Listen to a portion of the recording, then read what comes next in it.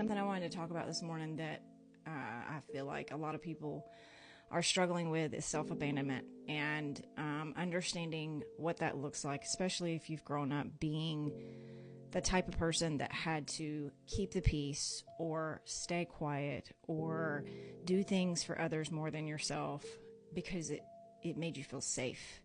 So you were doing these things not out of love and wholeness, you were doing them out of fear. And what does that look like? Because it's one of my biggest struggles, and I know how difficult it has been to break that particular cycle and to bring awareness to it, because for many, many years, I absolutely had no idea that I was even doing it.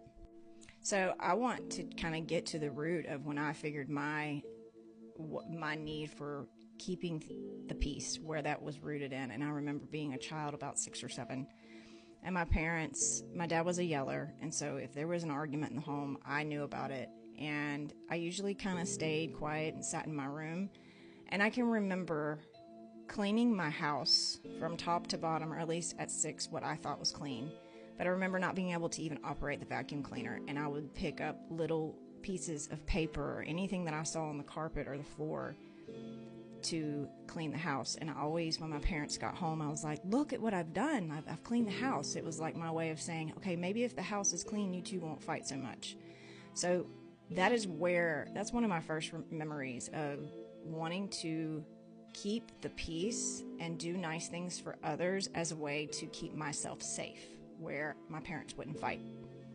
So I just shared that story because I want people to know that it starts very young, and if you're having a hard time breaking these habits, if you're having a hard time working through self-abandonment, you are not alone, because it has been one of the most difficult things for me to do. I am a very determined person.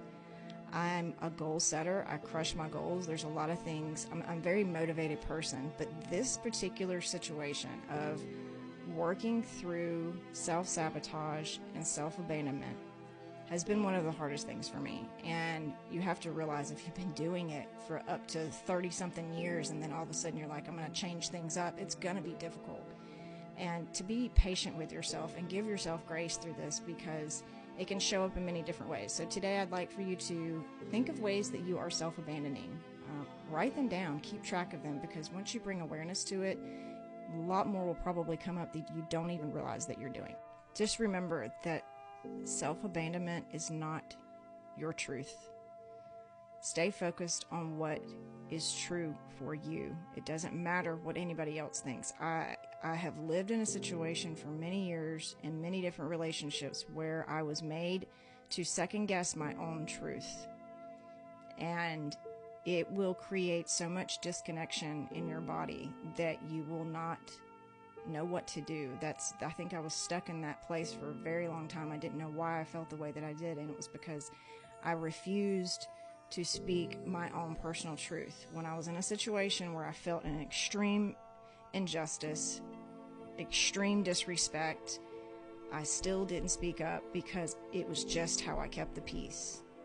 I was doing it out of fear. So just remind yourself that anything that is not your truth is going to create disconnection in the body. Always speak your